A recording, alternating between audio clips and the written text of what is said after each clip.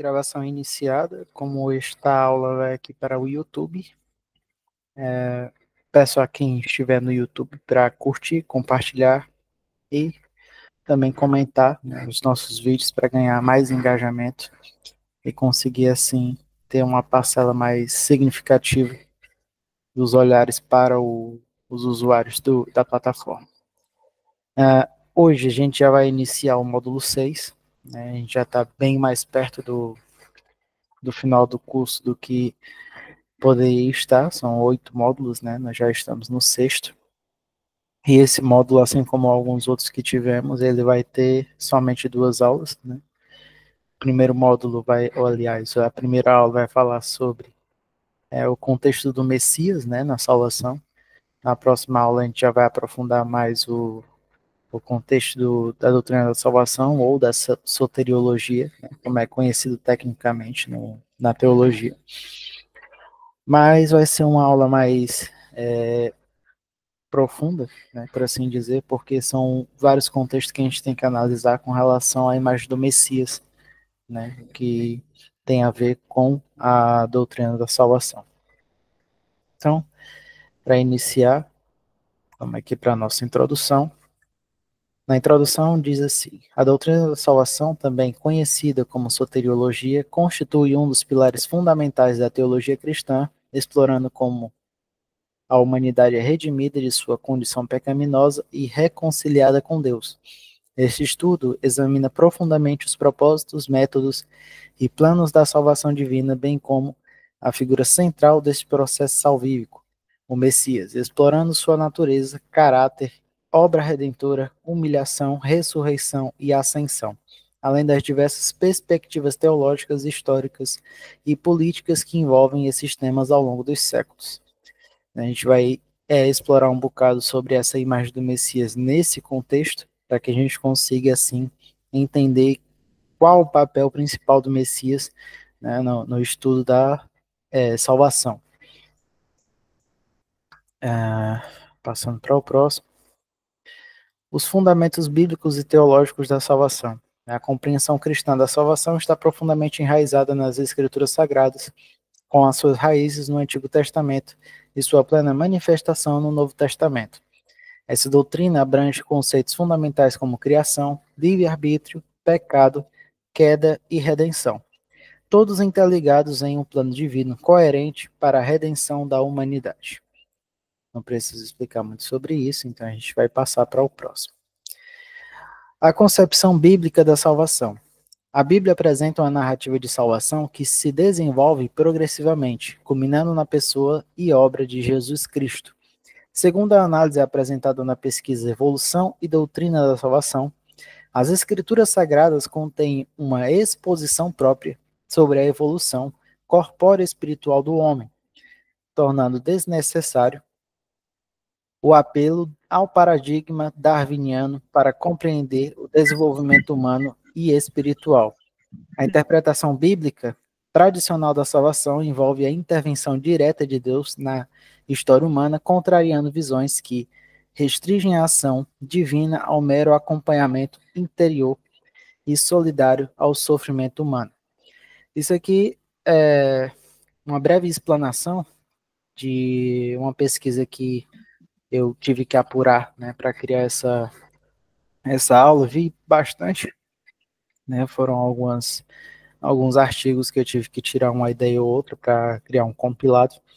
Então, essa pesquisa aqui em específico, né, essa Evolução e Doutrina da Salvação, a gente tem um entendimento mais científico, por assim dizer, de que as escrituras elas põem, né, uma exposição mais clara e objetiva sobre a questão da salvação do homem, utilizando como contexto a questão da evolução, né, onde ele faz uma comparação da evolução darwiniana, por assim dizer, né, no contexto evolutivo, entre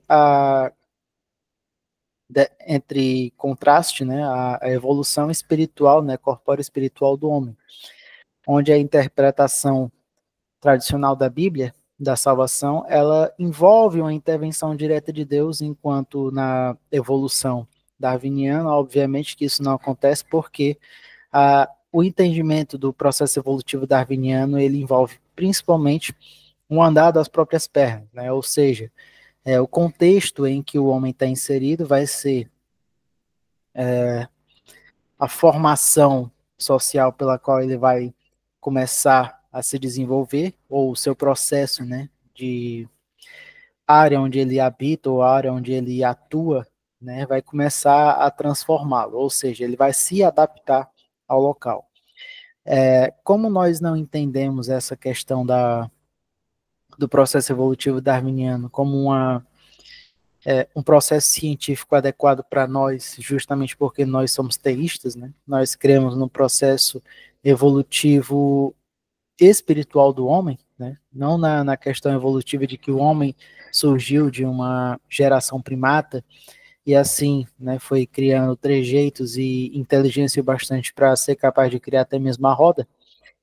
Nós cremos que nós fomos criados por um ser perfeito, completamente pessoal, que tem o seu processo relacional com o homem muito mais envolvente, muito mais íntimo e tenta se mostrar cada vez mais preocupado com o homem, né? Por essa razão até que ele já planeja a salvação do homem já desde, né, bem antes da fundação do mundo. E é dessa forma que a gente interpreta também nos textos bíblicos, onde a gente vai ter uma completa dimensão daquilo que Deus tem transmitido ao homem com relação à vontade dele para que o homem seja salvo, para a vontade dele para que o homem seja alcançado, para ser colocado dentro do contexto de salvação. Então nós notamos que a salvação ela é diretamente ligada com a intervenção direta de Deus, né? Não é algo que o homem mesmo vá caminhar com as próprias pernas para alcançar essa redenção. E nesse contraste da comparação do processo evolutivo do homem, ele coloca justamente essa questão da salvação como um processo relacional e não um processo individual. Então a gente vai entender isso mais para frente comparando algumas outras análises. Passando aqui para o próximo slide, diz assim: esta concepção salvífica encontra expressão poética no Cântico de Zacarias, que está lá em Lucas 1, né, de 67 ao 79, também conhecido como Beneditos, que é um hino de gratidão a Deus pelo cumprimento de suas promessas através da vinda do Messias. Este cântico, repleto de alusões ao Antigo Testamento, aborda temas bíblico-teológicos, essenciais como pneumatologia, cristologia, soteriologia, que é o que nós estamos estudando agora, teologia das alianças e o conceito de misericórdia divina. A análise retórica semítica desse texto revela como a tradição judaica e a interpretação cristã primitiva se entrelaçam para formar uma compreensão profunda da salvação centrada no Messias prometido.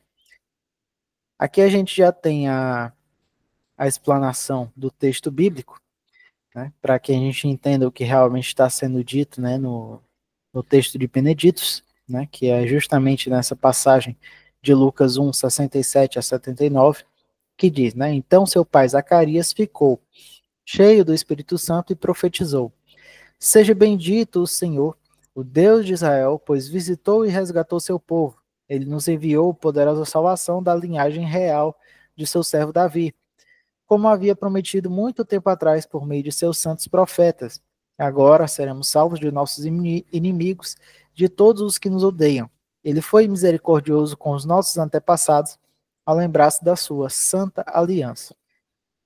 O juramento solene que fez com nosso antepassado Abraão prometeu livrar-nos de nossos inimigos para servirmos sem medo, em santidade e justiça enquanto vivermos. E você, meu filhinho, será chamado profeta do Altíssimo, pois preparará o caminho para o Senhor. Dirá a seu povo como encontrar a salvação por meio do perdão de seus pecados. Graças graças à eterna misericórdia de nosso Deus, a luz da manhã, vinda dos céus, está prestes a raiar sobre nós, para iluminar aqueles que estão na escuridão e na sombra da morte e nos guiar ao caminho da paz. Como vocês já puderam ver, né, o canto de Zacarias, né, conhecido esse texto como Benedictus, ele foi uma real transmissão do Espírito Santo, já tocado, né? Zacarias tocado pelo Espírito Santo, Zacarias, pai de João Batista, ele foi tocado pelo Espírito Santo justamente para trazer a última mensagem de declaração, né, do nascimento do Messias, ou a vinda, né, do Messias, a entrada dele junto com o seu povo, né, vindo através de Maria, para que a linhagem de Davi fosse cumprida nessa profecia. E assim ele mostra, né, como essa relação, como essa promessa foi efetivada através da linhagem de Cristo, né, através da linhagem da família de Maria, que era da linhagem de Davi, e assim trazendo o Messias através dessa promessa que já foi prometida por outros profetas, e assim confirmando mais uma vez que ele estava garantindo a sua palavra, e assim ele se revela como um Deus que não deixa de cumprir as suas promessas, não deixa de cumprir as suas palavras, e ele zela justamente por aquilo que ele falou desde o início, desde o princípio. Então, a partir desse momento, nós entendemos que o seu aparecimento, o seu surgimento já seria o surgimento do próprio Messias. Aqui no slide que nós já passamos, né, a gente vai falar sobre a questão do santuário celestial e a economia da salvação. Um aspecto fundamental da doutrina da salvação na tradição cristã, particularmente em algumas denominações, é a compreensão do santuário celestial como um local literal, onde o plano da salvação é expresso e concretizado. A pesquisa, a natureza literal do homem, aliás, a natureza literal do santuário celestial e sua função para a salvação do homem, defende que a realidade de um santuário literal no céu tem implicações significativas para a compreensão de temas como a salvação, perdão de pecados, relacionamento entre criatura e criador, expiação, julgamento e redenção. O santuário celestial é apresentado como a morada de Deus e o local onde o plano da salvação encontra sua expressão cósmica. Esta perspectiva contrapõe a ideia de que o santuário celestial seja apenas uma figura de linguagem ou um símbolo. A interpretação literal do santuário celestial fundamenta-se no método gramático histórico de interpretação bíblica e fornece um arcabouço coerente para entender a mediação de Cristo na economia da salvação. Essa questão do que foi falado antes, né? A questão, do santuário celestial era justamente para entender, né, que a promessa do Messias vindo, né, como um intermediador entre Deus e os homens, ele se encontra nesse santuário celestial, um santuário físico, mas não físico em nossa dimensão, mas sim físico na dimensão celestial. Ele faz com que Jesus se torne o nosso sacerdote, levando para Deus os nossos pecados, para que sejam expiados através da redenção fornecida através do seu sacrifício, né? Ele, como símbolo máximo do sacrifício para expiação dos nossos pecados, está levando esse sacrifício como incenso, né? Como apresentação a Deus diretamente, não necessitando do santuário físico como existia em Israel, como no tabernáculo, mas agora no santuário celestial de Deus, onde ele se apresenta ao próprio Deus para fazer esse intermédio por nós, né? Levando sobre si os nossos pecados para serem expiados diante do próprio Deus. Então, essa questão da figura de linguagem ou não vai muito de relação com aquilo que é pregado em algumas denominações, que eu não preciso estar citando o nome de denominação, mas que assim a gente consegue interpretar um pouco melhor sobre essa questão, porque quando nós escutarmos esse tipo de interpretação em outros lugares, a gente já vai ter uma certa dimensão do que eles estão querendo falar, né? Então a gente acredita que o santuário celestial ele é sim real, não necessariamente físico aos nossos olhos, mas sim físico na dimensão celestial, onde o próprio Jesus ele se apresenta como sacerdote para expiar os nossos pecados e levar a redenção, né, da expiação dos nossos pecados pelo sacrifício que ele mesmo fez. Então ele leva sobre si, né, o pagamento da expiação, né, e apresenta a Deus como o sacerdote fazia quando tinha que entrar no Santo dos Santos. Então, seguindo aqui para o próximo slide, a gente vai falar sobre a questão da imagem, natureza e caráter do Messias. Na doutrina cristã da salvação, Jesus Cristo é apresentado como Messias prometido, cuja natureza, caráter e obra cumprem as funções, aliás, as expectativas messiânicas, embora frequentemente de maneiras inesperadas para os seus contemporâneos. A figura messiânica de Jesus integra tanto elementos da tradição judaica quanto aspectos inovadores que redefiniram a própria concepção de messianismo. O que é que isso quer dizer? Significa que a imagem de Jesus como Messias, ela só é controversa para os judeus porque os judeus eles tinham uma noção de que o Messias que viria, ele viria de outra maneira, que Cristo não se mostrou adequado aos parâmetros com os quais os judeus já estavam esperando o Messias. Eles estavam aguardando um Messias que viria como um total redentor do seu povo, né? Iria vir como um insurreto que tiraria, né, a tirania de Roma, né, lançaria, ou melhor, mandaria embora de Israel a Roma e seria aquele que reinaria como um rei perfeito. Né?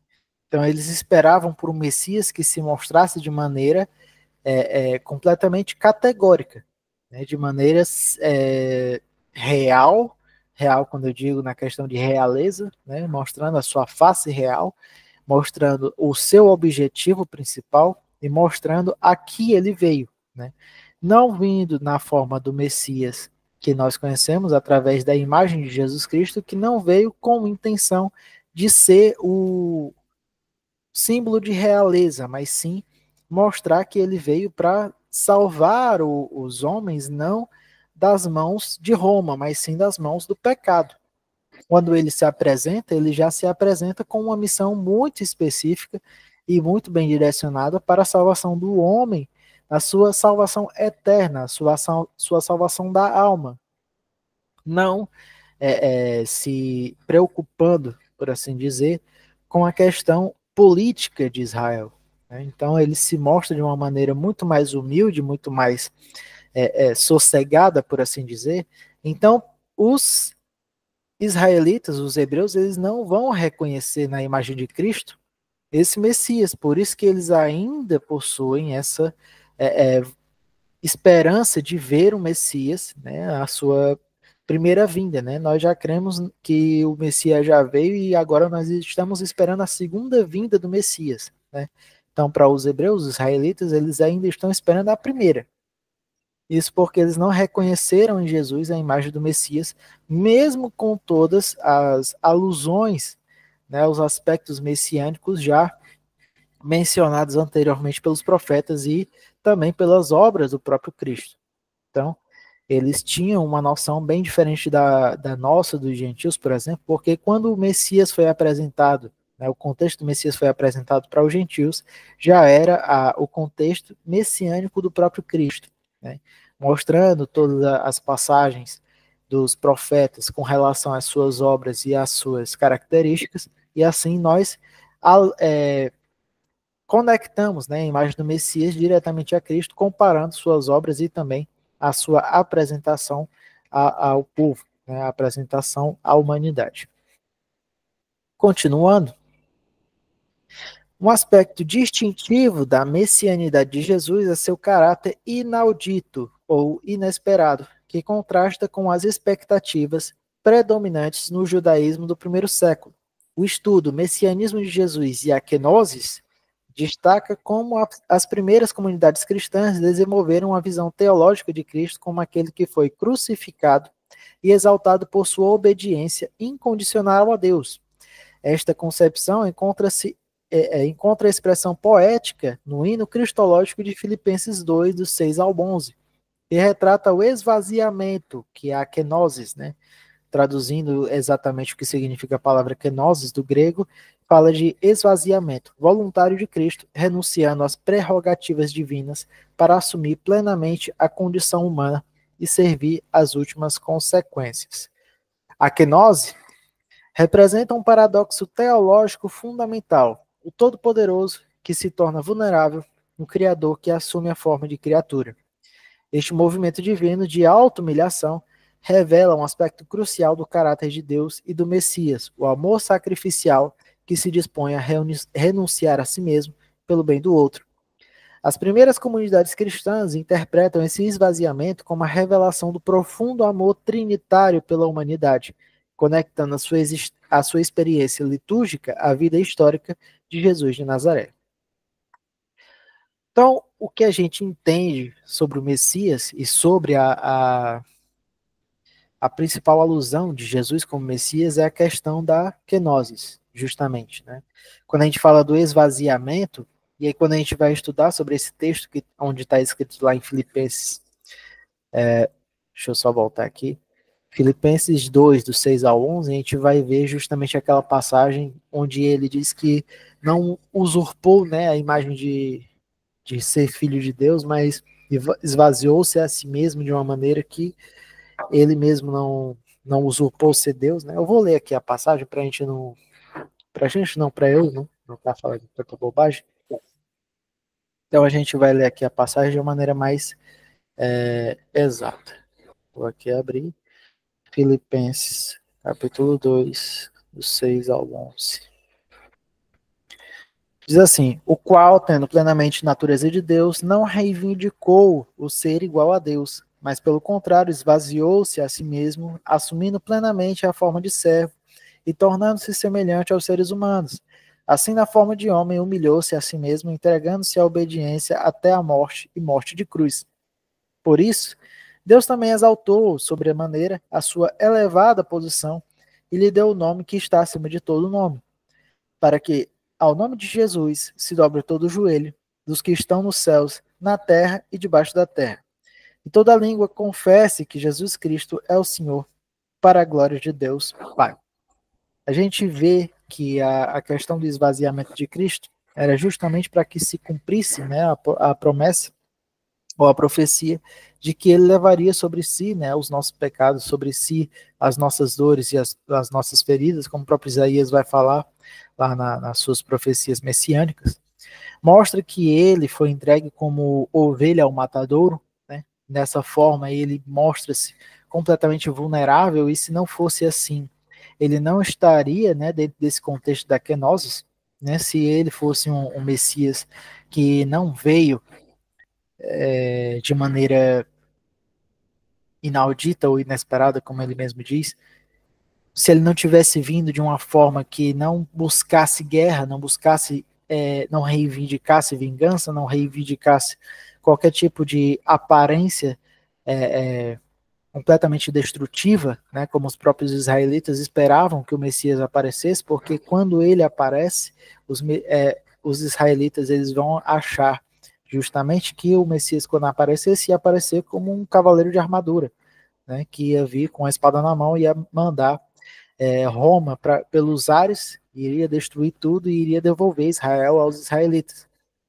Então, quando Jesus se mostra dessa maneira, completamente esvaziado, eles não conseguem conceber a imagem de Cristo como Messias, porque eles acreditavam que a imagem do Messias que viria seria a imagem do Messias completamente divindado.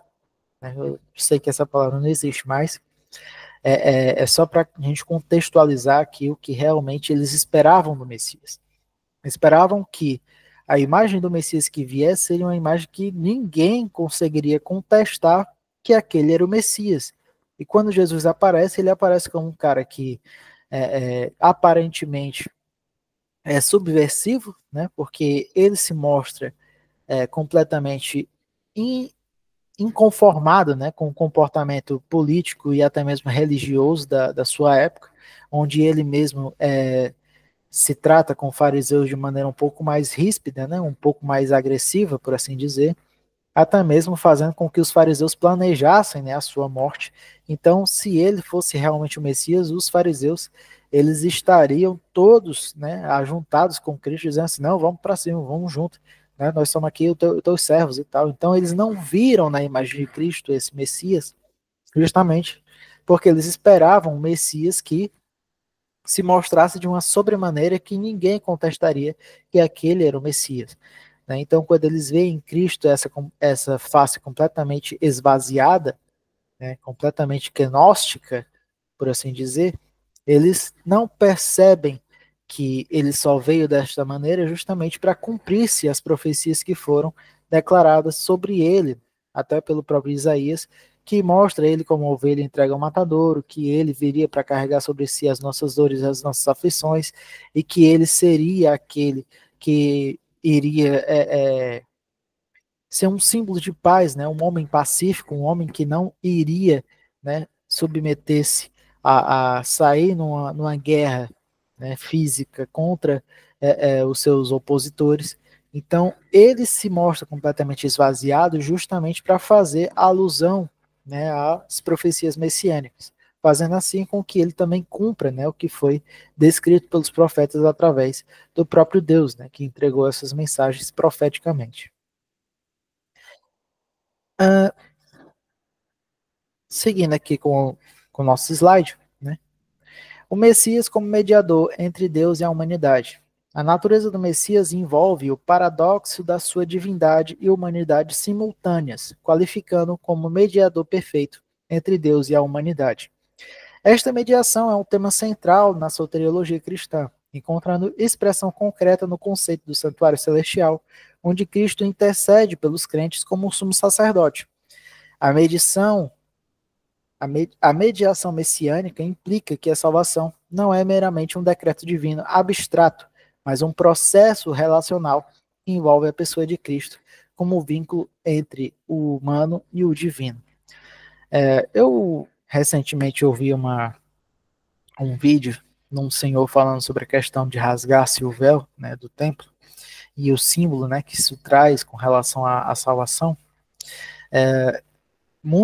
Muitas igrejas, muitos pastores ou muitos estudiosos bíblicos, eles vão falar justamente que o véu do templo ele se rasgou para simbolizar que agora o acesso, né, direto a Deus, ele foi aberto, né, fazendo assim com que o Santo dos Santos ficasse aberto para que nós não tivéssemos que procurar outro mediador, né, através do símbolo dos sacerdotes, para que encontrássemos diretamente um acesso ao próprio Deus, fazendo assim com que nós tivéssemos uma reconexão com o Pai. Mas, recentemente, eu vi uma interpretação um pouco diferente. No entanto, é uma interpretação que, para mim, faz todo o sentido do mundo. Né? Onde ele mostra que o próprio Cristo, né, ele próprio é o véu. Né? Quando ele é rasgado por nós, tem a sua carne rasgada por nós como sacrifício. Né? Quando ele é açoitado e entregue para ser crucificado, o véu que foi rasgado, ele também é o corpo de Cristo. Né? O corpo de Cristo foi rasgado por nós, para que nós tivéssemos acesso direto ao Pai, justamente para fazer alusão ao que ele mesmo disse para os seus discípulos: eu sou o caminho, a verdade e a vida. Ninguém vem ao Pai a não ser por mim. Né? Então, quando ele fala dessa maneira, dá-se muito a entender de que até mesmo o véu que foi rasgado realmente é ele mesmo. Para que nós tivéssemos acesso direto ao Pai, nós tínhamos que passar por Cristo.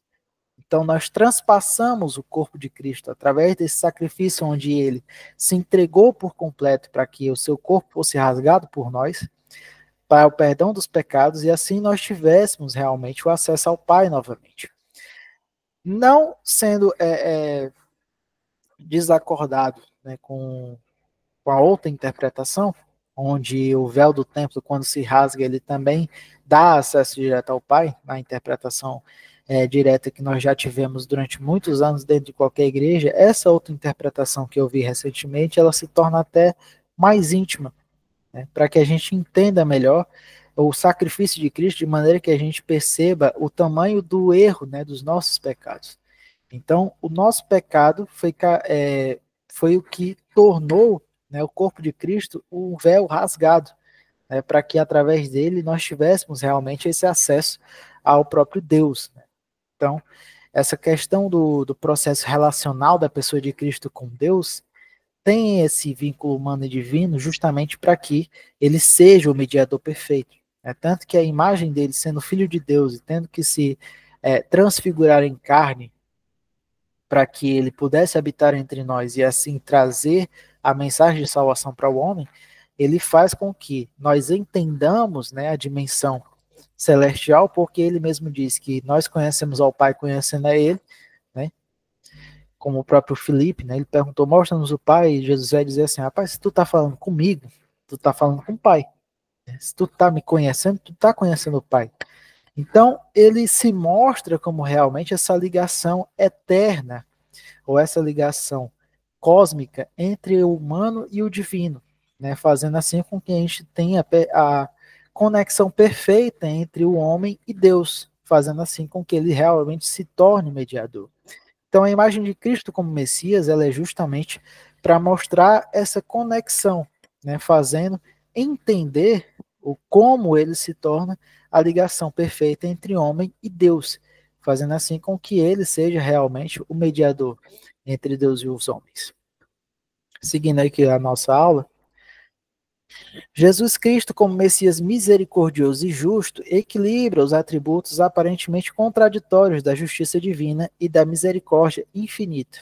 Esse equilíbrio é fundamental para compreender como a salvação preserva tanto a santidade de Deus quanto sua compaixão pelos pecadores, reconciliando exigências que pareciam irreconciliáveis sem a intervenção messiânica. Ou seja, o próprio Jesus, ele é a promessa cumprida, né, para que nós tivéssemos novamente uma conexão divina com o Pai. Na aula anterior, que a gente foi falar sobre doutrina do homem, a gente falou sobre a questão do pecado ter nos separado eternamente de Deus, né? Onde o pecado, quando entrou na humanidade, ele realmente nos incapacitou de ter a mesma comunhão com o Pai como o próprio Adão tinha, né? Como o primeiro homem tinha, né? Então, quando Jesus é comparado também como o segundo Adão, ele já é comparado como o segundo Adão justamente para mostrar que a conexão que ele tem com o Pai agora é a mesma de Adão, quando teve a conexão com o Pai primordialmente, né? Onde ele realmente tinha esse acesso ao Pai de maneira ilimitada, né, por assim dizer. Então, ele outra vez faz com que nós tenhamos essa comunhão com o Pai, tenhamos esse elo divino, né, entre nós e o próprio Deus, utilizando para isso, né, a ligação do elo, né, do Messias, através do seu sacrifício, né? Então, crendo no seu sacrifício, acreditando no sacrifício expiatório dos nossos pecados através da imagem do sacrifício de Cristo, nós nos conectamos outra vez com Deus, fazendo assim com que nós tenhamos essa reconciliação com a imagem do Pai, fazendo assim com que nós tenhamos outra vez aquela conexão que a gente já falou anteriormente sobre a ligação com o Pai através do véu que foi rasgado, né, do corpo de Cristo que foi rasgado, por exemplo. Continuando. A humilhação e a obra redentora do Messias. Né? A obra salvífica do Messias envolve um movimento paradoxal de humilhação e exaltação, no qual o sofrimento voluntário se torna o caminho para a vitória sobre o pecado e a morte. Esse paradoxo está no cerne da compreensão cristã da redenção e define o caráter único da salvação oferecida em Cristo. A gente vai falar agora sobre o caminho da cruz e a humilhação e serviço. Né? O hino cristológico analisado em O Messianismo de Jesus e a Kenosis apresenta Cristo como aquele que esvaziou-se a si mesmo, tomando a forma de servo, e se humilhou até a morte e morte de cruz. Este caminho de humilhação voluntária subverte as concepções tradicionais de poder e grandeza, apresentando um Messias que salva não pela imposição da sua força, mas pela graça, mas pela entrega total de si mesmo. Como a gente falou anteriormente, né, que era a imagem do Messias que os hebreus aguardavam, né, eles aguardavam um Messias que se mostrasse de forma impositiva, mostrando a sua força e mostrando que ele categoricamente era aquele que eles estavam esperando, aqueles com quem eles se conectariam de forma a se tornar o seu exército, né, o seu braço de guerra, né, para o Messias, e assim se entregar voluntariamente, nem que fosse a morte, para que assim libertasse Israel novamente e entregasse Israel ao seu povo. Continuando. A liturgia das primeiras comunidades cristãs estava profundamente conectada com esta compreensão do Messias humilhado, reconhecendo neste aparente fracasso o momento supremo da revelação divina. O Messias inaudito, inesperado, revelou através da sua humilhação o amor trinitário pela humanidade, estabelecendo um novo paradigma de relação entre Deus e os homens, baseado no serviço e no sacrifício mútuo. Isso aqui eu não preciso comentar muito sobre essa parte, porque a gente já falou bastante sobre esse mesmo conceito. Então seria chover no molhado, como eu costumo dizer também. Eu tomei para mim essa expressão que meu pai fala, então acabou se tornando um bordão para mim. Então, continuando. A ressurreição e a ascensão, a vitória do Messias humilhado. A humilhação do Messias na cruz não é a palavra final da narrativa cristã da salvação. A ressurreição de Jesus é interpretada como a validação divina de sua obra redentora e a primícia da ressurreição futura dos crentes. Este evento transforma o aparente fracasso da crucificação em triunfo, confirmando Jesus como verdadeiro Messias e Salvador do mundo. Após a sua ressurreição, a ascensão de Cristo ao céu estabelece uma posição como mediador glorificado entre Deus e a humanidade. Esta mediação acontece no santuário celestial, entendido como local onde o plano da salvação é concretizado. No santuário celestial, Cristo continua sua obra salvífica, aplicando os benefícios da sua redenção ao que nele confia e intercedendo continuamente pelos crentes perante o Pai. Para que a gente perceba o tamanho do poder do Messias, né, por assim dizer, por mais que ele tenha se mostrado completamente esvaziado, né, da pessoa divina, como a gente viu anteriormente, onde ele faz isso para se cumprir as promessas, né, ou se cumprir as profecias feitas sobre ele pelos profetas anteriormente. No momento que ele é ressuscitado, ele já mostra a sua obra como aquele que seria categoricamente mostrado como Messias, onde ele não mostrou primeiramente a sua grandeza como aquela forma real, né, no conceito de realeza, vindo no cavalo branco com a espada na mão, querendo colocar Roma para fora de Israel.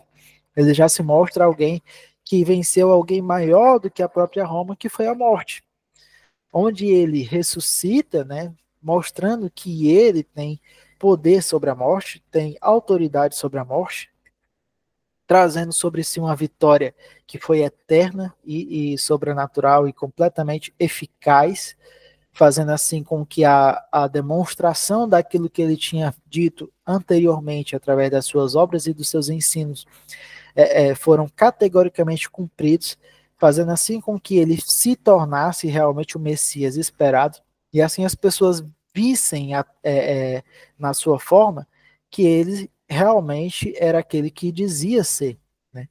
Então ele mostrando que havia vencido a morte, que mesmo a morte que era invencível para todos os homens, onde já todos já tinham a noção de que a morte não podia ser vencida por homem nenhum, quando chega um homem que todo mundo achava que era um homem qualquer, ressuscitando, né, vencendo a morte, irrompendo, né, em uma outra perspectiva, fazendo com que ele se torne uma pessoa completamente diferente daquilo que eles imaginavam, porque se aquele homem era capaz de vencer a própria morte, então não era alguém qualquer.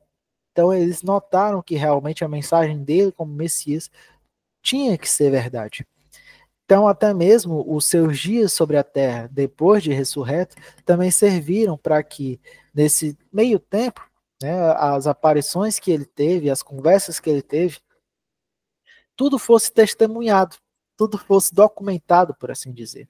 As pessoas começaram a comentar de Cristo, começaram a interpretar o aparecimento dele como Messias para os seus discípulos, e aquele momento que ele estava ali na terra ressurreto, né, fez com que as pessoas tomassem para si aquela informação e fosse transmitido, né, posteriormente, para que as pessoas entendessem que ele realmente existiu, que ele realmente teve, né, a sua parcela de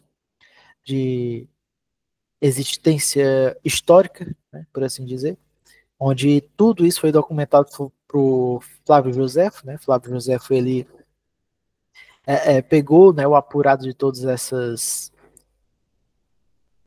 não é denúncia, mas o conto, não é o conto, mas como é que eu chamo isso?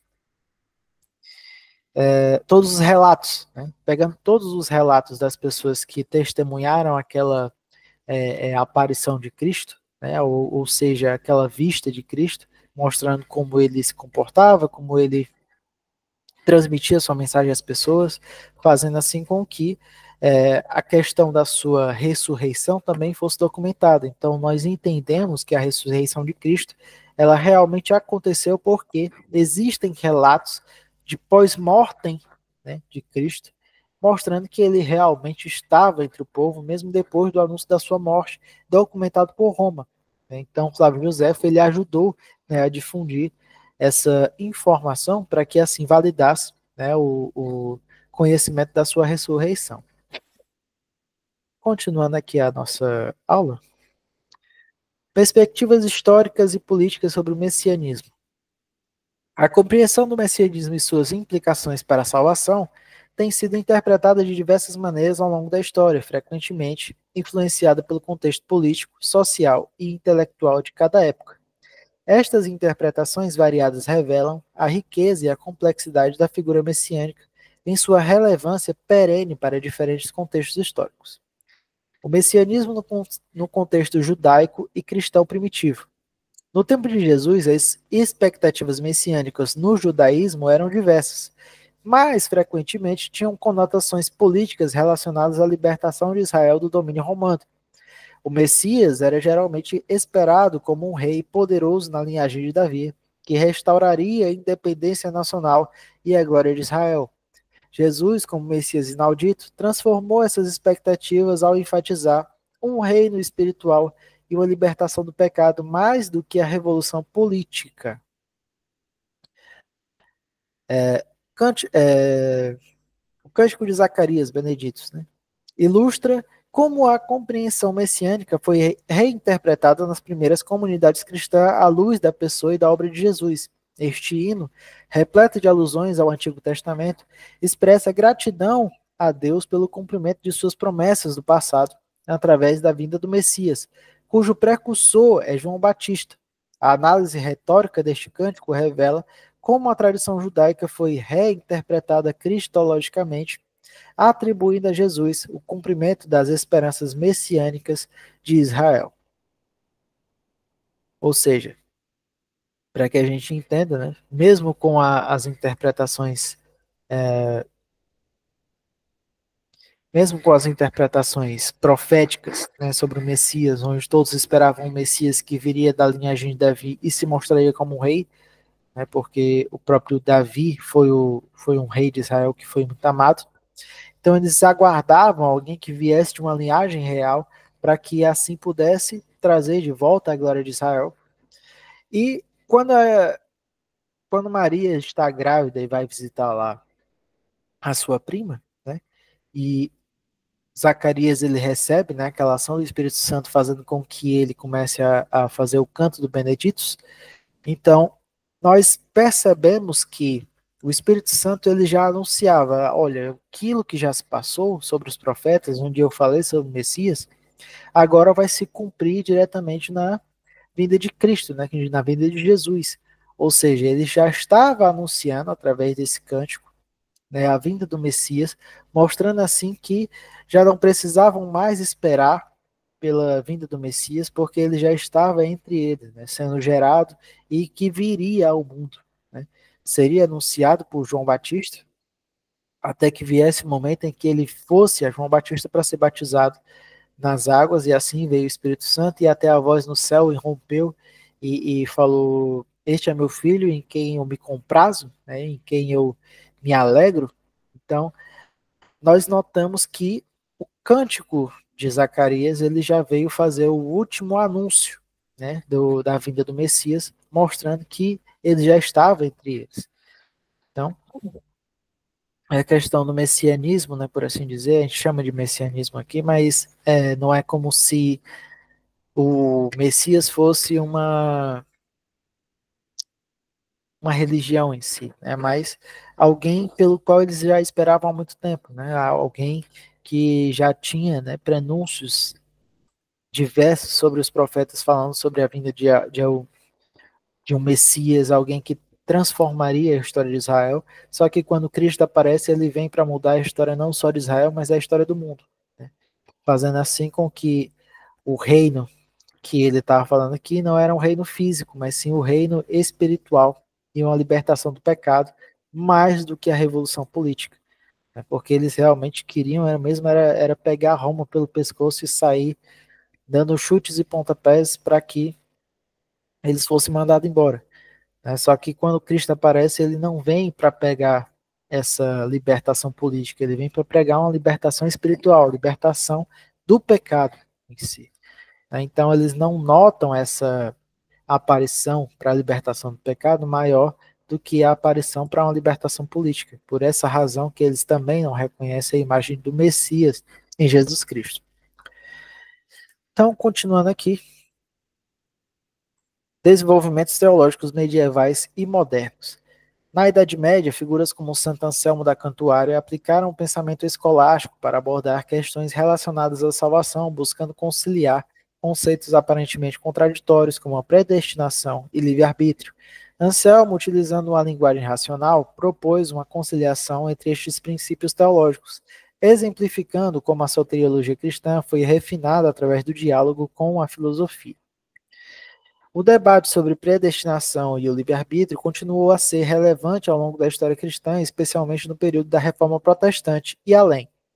Na tradição calvinista, a doutrina da providência divina e seu desdobramento na dupla predestinação, e olha o que eu fiz aqui, um adendo, né, porque eu fiz uma marcação aqui em negrito e em itálico, porque a gente vai falar sobre essa questão da dupla predestinação, tem implicações profundas para a compreensão da salvação. Quando interpretada até as suas últimas consequências lógico-teológicas, essa doutrina pode ter impactos como o presente cristalizado, a justificativa do absurdo, a ausência da voz profética e a incoerência da oração, o desprezo pela vida intelectual e pela causa do pobre, e a ansiedade diante de dúvidas sobre a própria salvação. Isso aqui, eu só preferi colocar esse trecho aqui do estudo que eu li, justamente para mostrar a questão do preconceito que existe justamente com a teologia calvinista.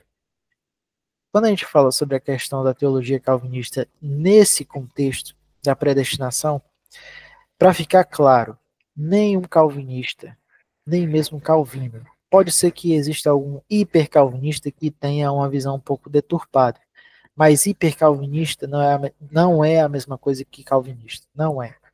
Simplesmente não é. Calvino não acreditava nessa questão, né, de dupla predestinação. Nunca defendeu esse aspecto de dupla predestinação. Quem alguma vez pode ter falado sobre dupla predestinação só fez isso por birra.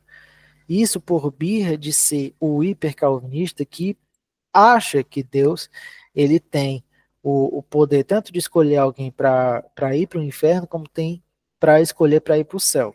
E não é isso que Calvino mesmo não defendia isso. O que Calvino sempre falou sobre predestinação é que nenhum homem em sã consciência, com a concepção da onde foi concebido, ou seja, todo homem nasce em pecado, como o próprio Davi, ele fala que é um homem que nasceu em pecado concebeu a mãe dele. Ele próprio fala que o homem, por ter essa natureza completamente corrompida pelo pecado, ele não é capaz de, por si só, conhecer a Deus. Se ele não é capaz de conhecer a Deus, então a intervenção divina da eleição e a predestinação do homem só acontece quando o Espírito Santo vai lá e convence o homem do pecado.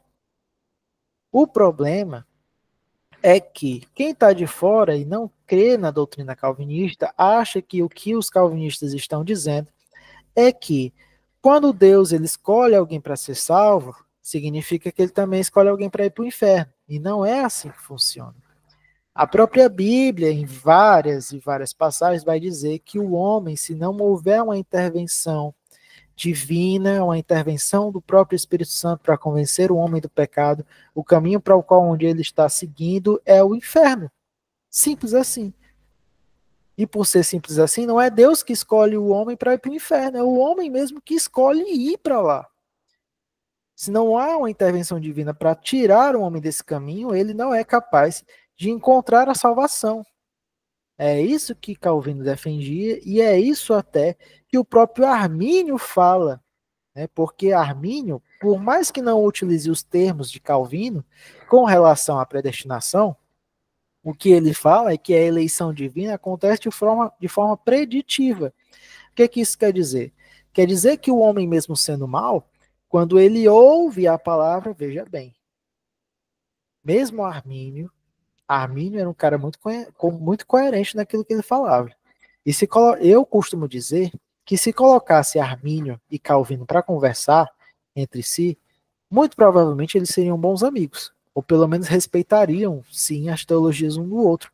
Porque há muitos aspectos da teologia arminiana tradicional, quando eu digo de pegar todos os escritos de Armínio e comparar com as institutas de Calvino, nós notamos que há muitas coisas que elas se conectam muito bem. A única diferença são termos.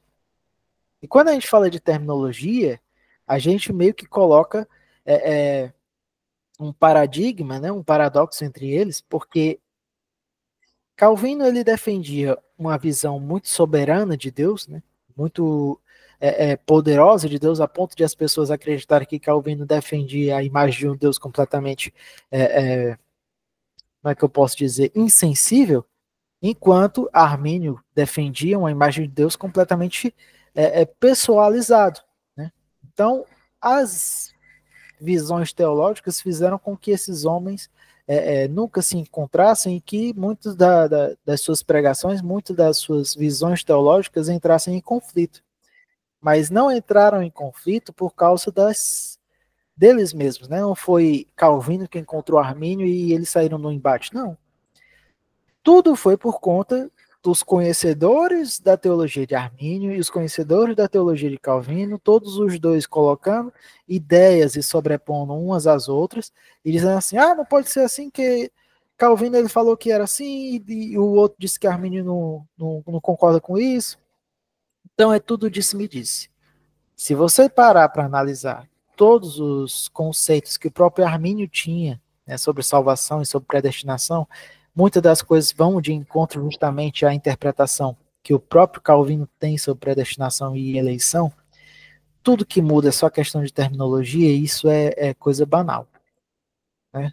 Quando eu coloquei esse texto aqui, eu queria colocar justamente para que as pessoas percebessem o quanto, né, existem ainda diversos teólogos e diversos pesquisadores teológicos que ainda não entenderam esse problema, essa problemática do conectar a teologia arminiana e calvinista de uma maneira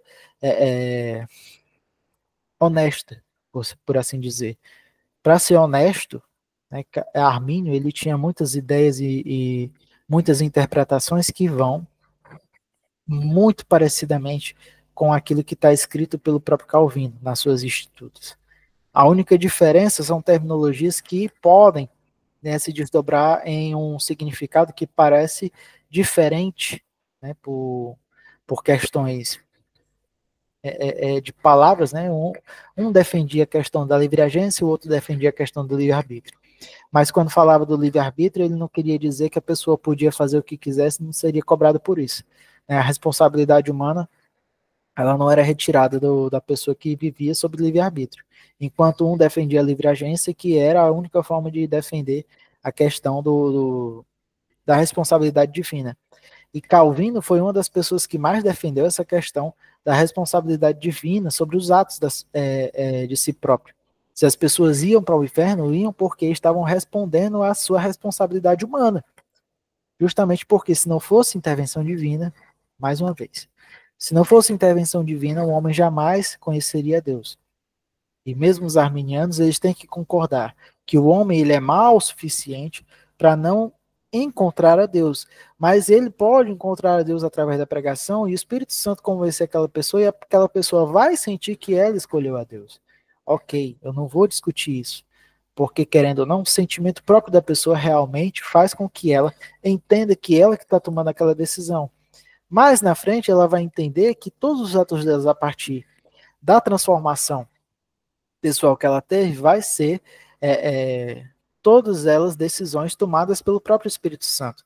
Então, o que os arminianos também acreditam é que, aliás, eu não vou dizer que são os arminianos que acreditam, porque o que eu vejo muito é que alguns distorcem um bocado a teologia de Armínio. Mas o que Armínio defendia era que o homem ele só tem esse poder de escolha quando ele escuta a palavra e quando ele é redimido, né, pelo poder da palavra através da ação do Espírito Santo. Depois disso, quando ele passa por um processo de transformação, quando ele passa pelo processo de metanoia, ele já se transforma em alguém que é movido pelo Espírito Santo. E ele é capacitado todos os dias a perseverar para buscar estar cada vez mais próximo de Deus e se tornar alguém capacitado a ser escolhido para estar no céu. Então, essa forma é uma forma muito compreensível de ler a teologia de Armínio. No entanto, a teologia de Calvino é igual, é idêntica. A questão são terminologias e a questão como os processos acontecem. Porque para Calvino, Deus escolhe aquele ser humano para ter, né, essa capacitação pelo Espírito Santo para que reconheça os seus pecados e assim seja transformado, e a partir daquele momento o Espírito Santo se apodera daquela pessoa e aquela pessoa vai sendo capacitada constantemente para que nunca mais volte ao caminho errado. Só que o que muitos arminianos entendem é que quando a gente está falando isso, a gente está dizendo que uma vez salvo, salvo para sempre. Não é assim que funciona. Calvino defendia isso também. Calvino dizia que uma pessoa que é salva, ela age através do seu sentimento de salvação, justamente porque a sua mente foi transformada e as suas ações também vão ser transformadas diariamente. Da mesma forma que os arminianos acreditam também que ele vai ser capacitado pelo Espírito Santo para que assim ande em comunhão com o Espírito Santo, para que assim busque, né, intensamente ser o escolhido, ser um escolhido, para que possa entrar no céu também, como a teologia de Calvino fala. Então, essa questão das terminologias é uma questão que eu tinha, né, que trazer à tona para essa aula, porque para mim me cansa muito ter que ficar fazendo uma defesa entre arminianos e calvinistas, porque cada um tem seu mérito. Cada um tem como trazer certas passagens bíblicas para defender seus pontos de vista. Isso significa que, muito provavelmente, a única coisa que eles têm em discordância são terminologias. Então, se é terminologia, não significa que as teologias de cada um dos dois esteja errado. Significa que cada um dos dois tem que sentar e conversar e tomar vergonha na cara. Porque existem coisas que fazem muito sentido do ponto de vista arminiano e fazem muito sentido do ponto de vista calvinista, e que essas informações devem ser correlatas e devem ser tratadas honestamente. Entendo que houveram muitas questões históricas que trataram os arminianos de maneira injusta, e sei que ainda hoje calvinistas são estigmatizados pela essa questão, né, do preconceito com a doutrina calvinista, e isso tem que parar, tem que cessar. Eu coloco isso como até uma maneira de eu me... Como é que eu posso dizer? De eu fazer essa... Não é uma denúncia, mas me expressar de uma forma que me coloque numa posição que realmente eu já estou cansado de ver estigmas entre igrejas se degladiando de maneira fútil, né, por questões de correlações entre interpretações calvinistas e arminianas que não fazem sentido nenhum. A única forma que a gente pode entender essa questão da salvação é Bíblia, né, e a Bíblia ela vai defender tanto um lado como o outro, então a gente tem que entender que terminologias elas não defendem qualquer sistema, e sim que a salvação ela tem um só propósito, resgatar o homem do inferno e fazer com que ele mude a sua direção, que está indo diretamente para o inferno, para agora ir para a direção do céu.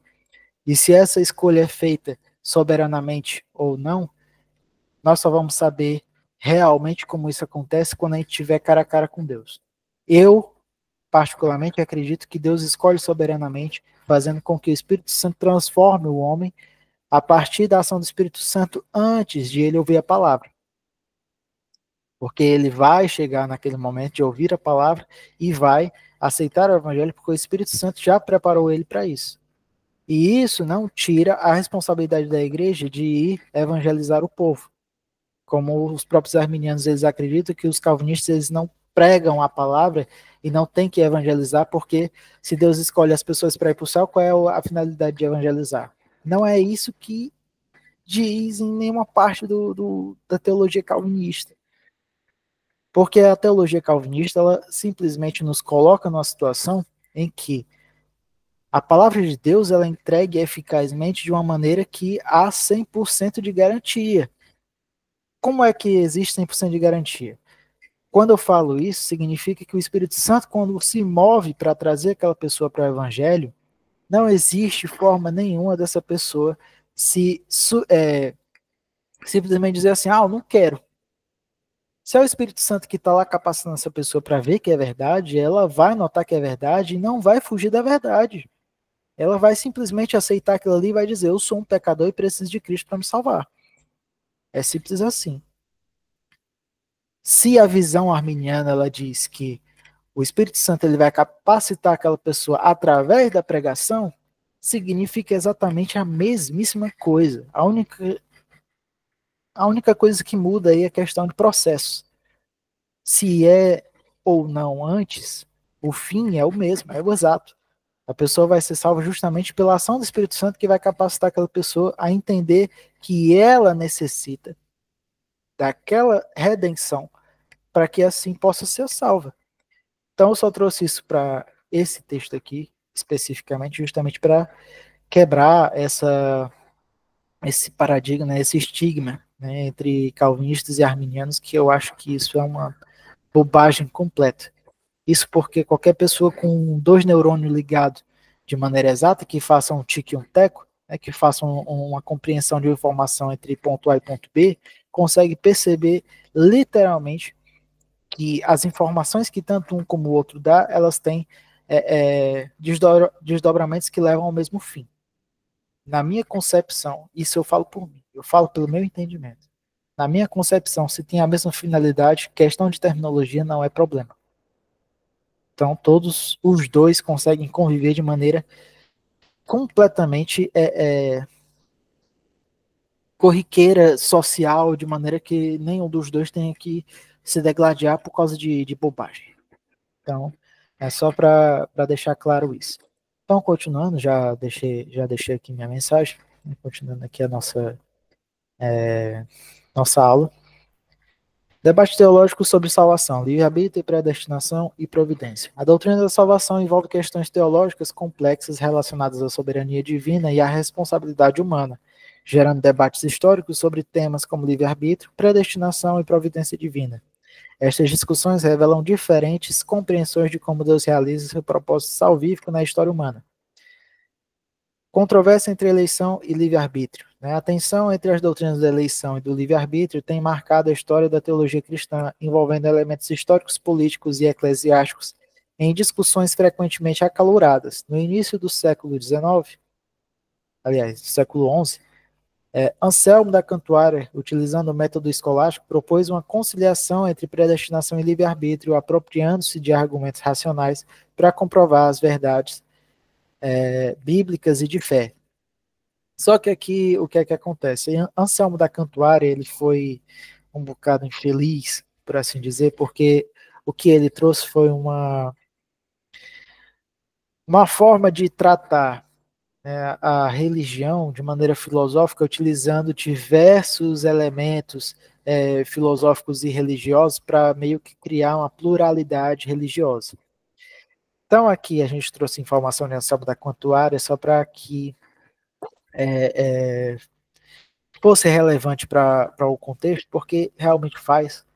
Anselmo da Cantuária foi o primeiro a tentar trazer uma conciliação entre esses camaradas que gostavam muito de se degladiar argumentativamente sobre questão de eleição e livre-arbítrio, se apropriando, né, de ideias filosóficas de certos movimentos filosóficos que a gente aqui até já comentou, né?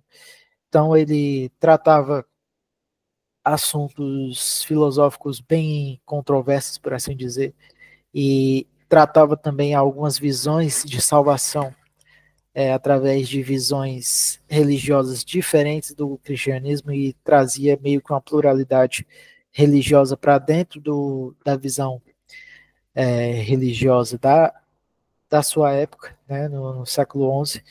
Então, a gente não pode levar muito em consideração aquilo que Anselmo da Cantuária fez, mas a sua intenção foi boa. Não posso dizer que realmente Anselmo da Cantuária não teve uma boa intenção em querer acabar com essas discussões. Só que o problema é que ele gerou outro conflito, infelizmente.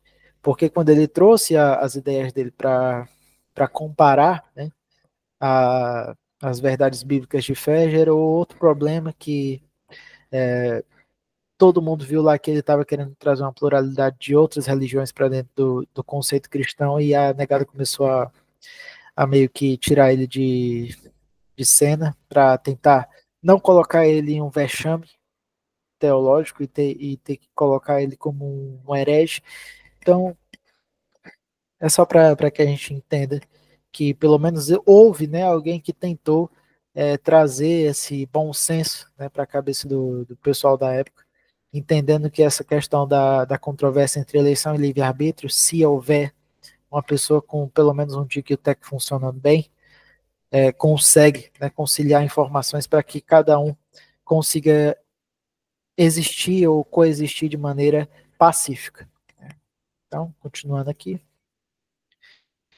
Esta abordagem conciliatória permanece relevante para os debates contemporâneos, especialmente no contexto de comunidades religiosas como a Associação Batista Brasileira, onde divisões sobre estas questões doutrinárias são significativas. A tensão entre afirmar simultaneamente a soberania de Deus na eleição e a responsabilidade humana na resposta à graça divina continua a ser um desafio teológico que afeta diretamente a compreensão da salvação. A doutrina eu não vou precisar comentar muito sobre o último slide, porque é a mesma coisa. Então, a gente já comentou bastante sobre isso, a gente continua. Relevância contemporânea da doutrina da salvação.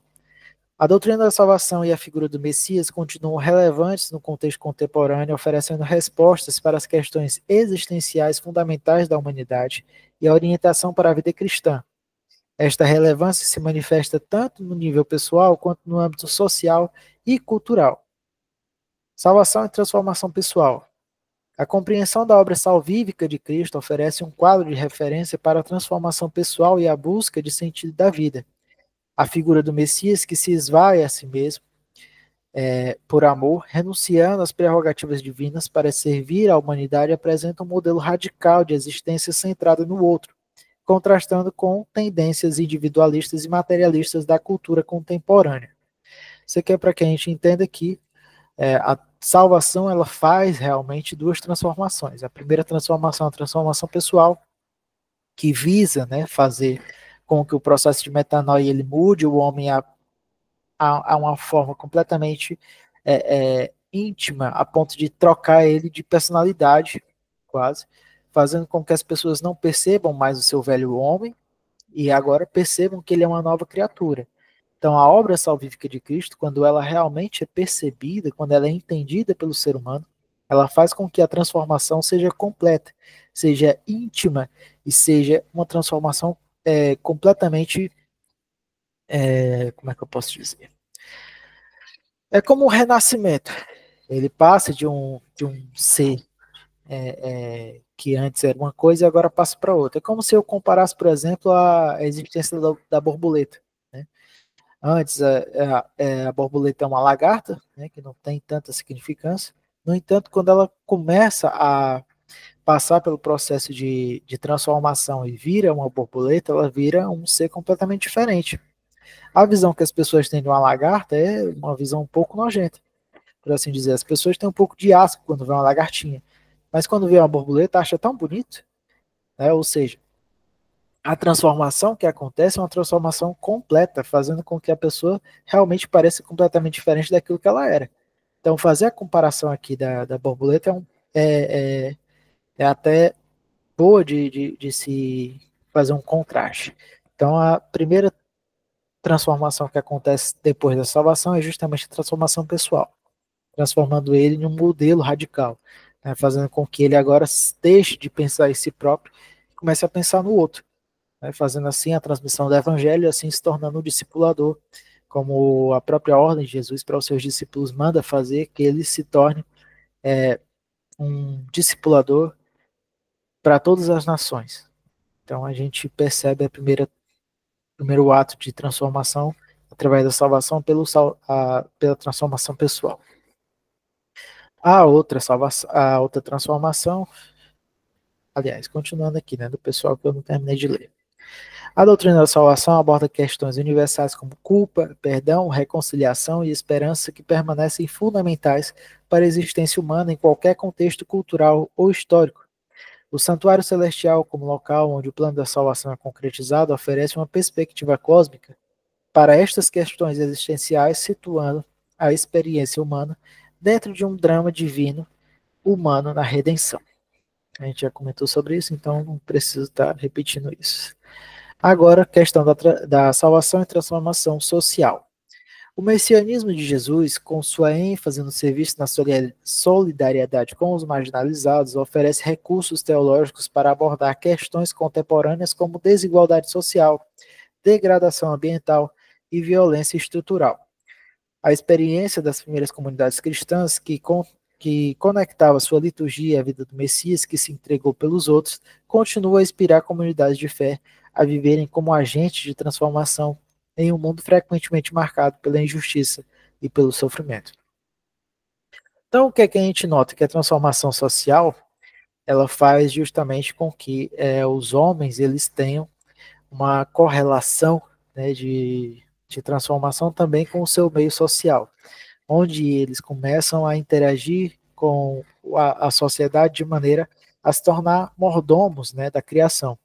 Quando a gente fala de mordomia cristã, a gente está falando justamente sobre a visão cristã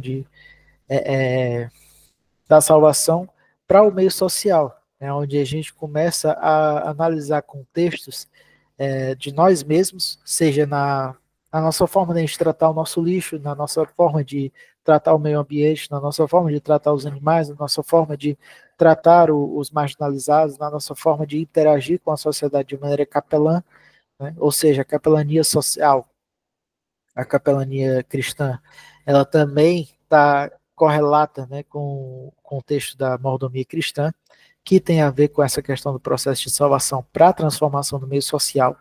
Então, quando a gente fala de salvação no meio social, o quanto a salvação nos transforma, a ponto de transformar a nossa sociedade, é justamente a questão do engajamento cultural, fazendo com que a gente se relacione com a sociedade de forma que a sociedade nos enxergue como alguém que pode trazer uma revolução para aquela sociedade, para aquele meio, para que as pessoas percebam que a nossa presença ali, a presença é realmente uma pessoa que foi transformada pelo Espírito Santo e que é realmente um servo de Cristo. Né? Como o próprio Cristo ele vai falar várias vezes, que as pessoas elas reconhecem que você é um servo dele a partir do momento que você é capaz de amar, que você é capaz de mostrar às pessoas esse amor que é capaz de se entregar por elas. Ou seja, essa transformação social, ela dá-se justamente na questão de como Jesus se comportava no seu meio social, fazendo assim com que a gente enxergue os marginalizados, os órfãos e as viúvas, por exemplo, o próprio Tiago, irmão de Jesus, na sua epístola, a gente vai notar que a forma como ele trata a questão da transformação do meio social é tão presente quando ele fala que a verdadeira religião é cuidar dos órfãos e das viúvas, né, que essa é a verdadeira religião. Então a gente nota que a forma como Jesus tratava os marginalizados era até mais importante do que a nossa preocupação com nós mesmos. Isso porque o próprio Jesus ele se entrega não por si, não se entrega por vontade própria de beneficiar a si próprio, mas é pela humanidade inteira. Ele se entrega por completo por aquelas pessoas que de forma nenhuma se entregariam por ele. Na verdade, colocaram foi ele lá. Então a gente nota que a transformação social ela é ainda mais importante do que a transformação pessoal. Então, quando nós somos salvos, nós temos que realmente nos comportar de uma forma que nós transformamos até o nosso contexto social, fazendo assim com que o nosso engajamento seja um engajamento cada vez mais constante e as pessoas não parem de notar a nossa presença e até prefiram a nossa presença no contexto social. Ok, então, continuando aqui, a gente já vai concluir. Conclusão: a doutrina da salvação como narrativa integradora. A doutrina da salvação centrada na figura do Messias oferece uma narrativa integradora que conecta diferentes aspectos da experiência humana e da revelação divina. Essa narrativa abrange desde a criação até a consumação escatológica, passando pela queda, redenção, santificação e glorificação, dentro de um quadro coerente de propósito divino. Esta visão abrangente da salvação reconhece tanto a soberania divina quanto a responsabilidade humana, tanto a dimensão individual quanto a comunitária da redenção, tanto o aspecto presente quanto o futuro da obra salvífica. O Messias, em sua natureza divina humana, e em sua obra de humilhação e exaltação, permanece como centro desta narrativa, o mediador entre Deus e a humanidade que torna possível a reconciliação. Em última análise, a doutrina da salvação não é apenas um conjunto de preposições teológicas abstratas, mas uma narrativa viva que continua a moldar a identidade e a missão das comunidades cristãs, como evidenciado nas primeiras comunidades que expressam sua experiência de fé através da liturgia, conectada à vida do Messias inaudito. Esta narrativa convida os crentes a participarem do drama divino humano de redenção, respondendo ao amor sacrificial do Messias com uma vida de serviço aos outros e ao mundo. Então, basicamente é isso. A gente já falou bastante sobre isso, seja sobre a questão da transformação pessoal e transformação social. Então, a doutrina da salvação, em primeira instância, quando a gente vai falar do Messias, a gente vai falar justamente sobre o seu exemplo. A gente utiliza a imagem do Messias justamente para servir como modelo. Primeiro modelo é como mediador, para que nós saibamos que a nossa redenção só acontece porque ele faz a mediação entre Deus e os homens, na sua forma de sacerdócio real, onde ele vai até o templo celestial, né, faz a redenção por cada um de nós, ele leva essa expiação, né, através do seu sacrifício, fazendo assim com que ele seja o sacerdote que faz a mediação no lugar do sacerdote do tabernáculo na terra.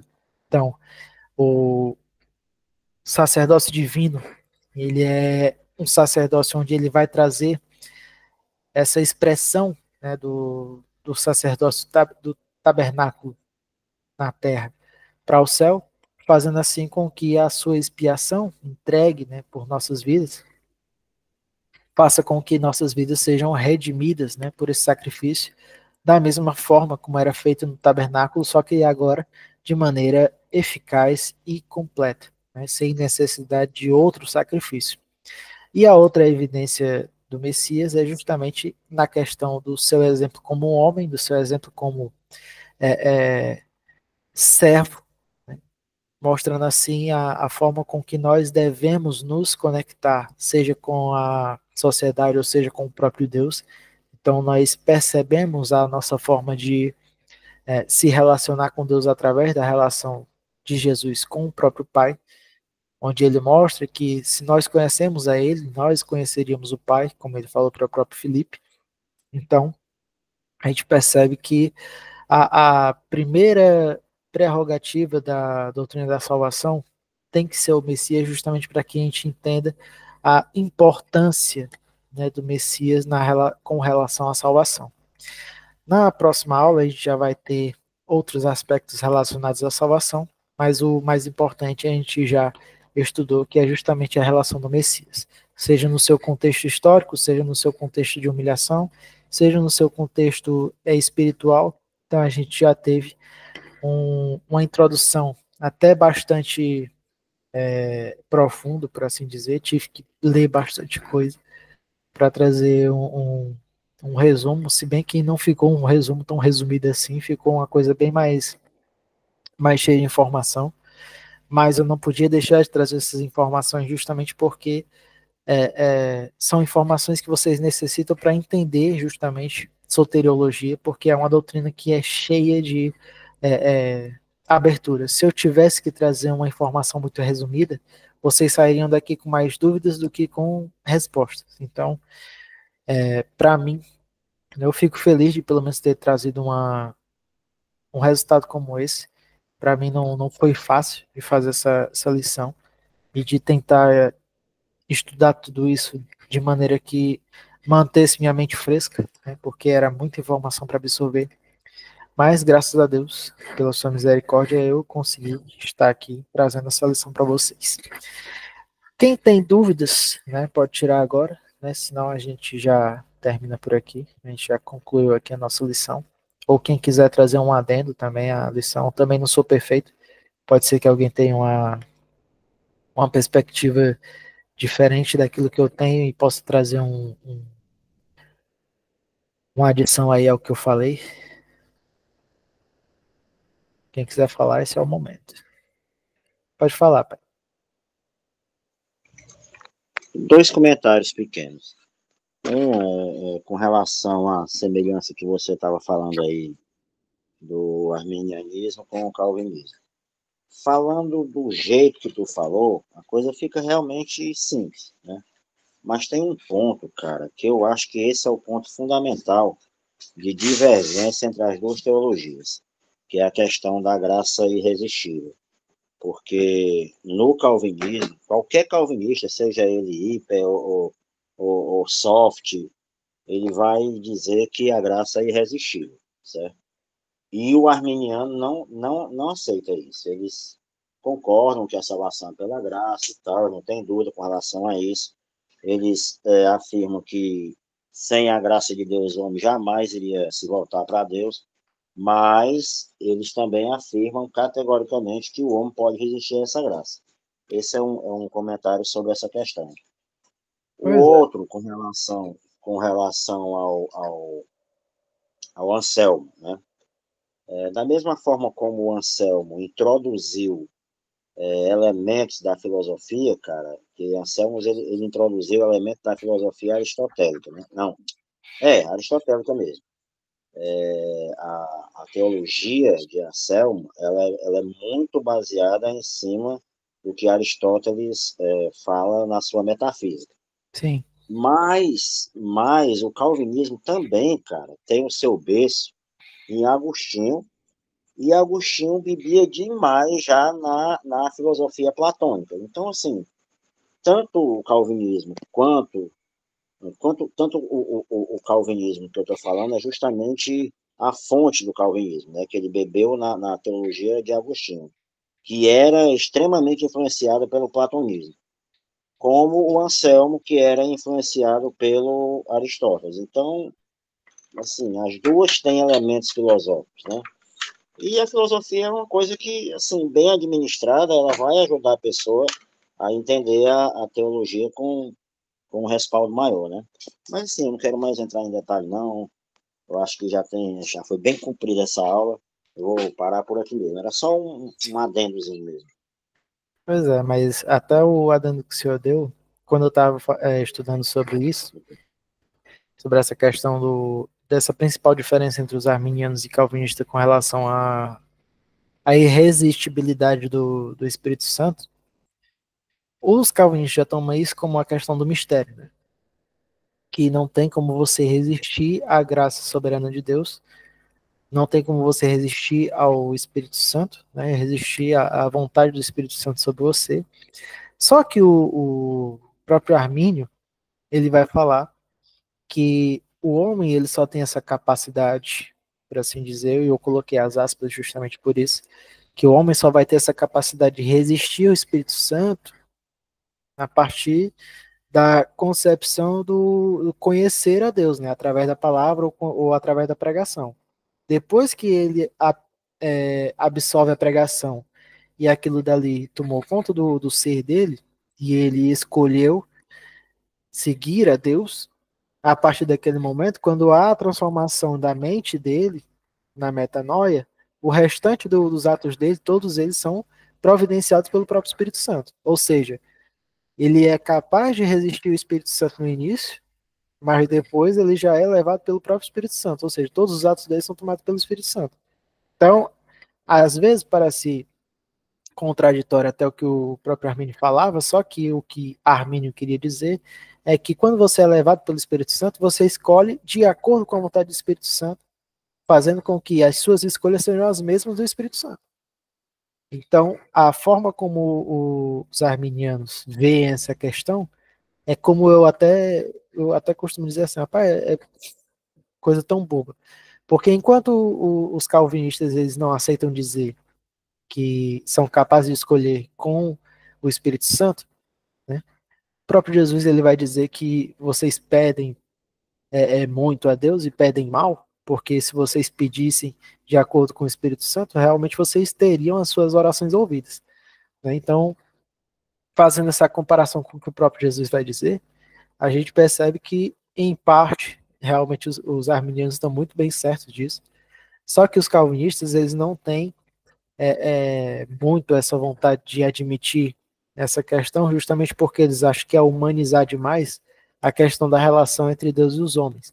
Ou seria desrespeitoso demais você se valer de um princípio de que se você andar, né, de acordo com a palavra, você é capaz de pensar como o Espírito Santo. Então, para o calvinista, ele nunca vai pensar dessa forma, porque ele é humilde demais para não aceitar que o homem é capaz de pensar como o Espírito Santo. Enquanto o arminiano, ele vai achar que é capaz simplesmente de, através da busca incessante de tentar agradar a Deus, a forma como ele se relaciona com o Espírito Santo através dessa vida é, é, de busca incessante, ele consegue escolher da mesma maneira que o Espírito Santo.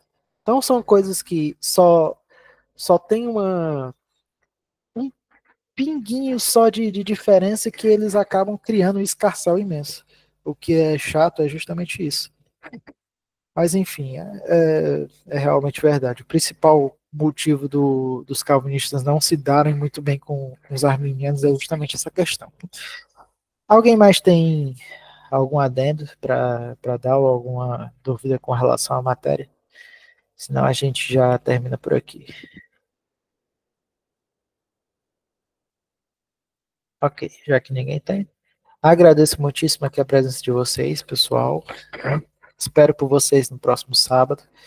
Não faltem, por favor. Né? E a paz do Senhor a todos. Né? Uma boa noite. A paz, a boa noite. Paz do Senhor.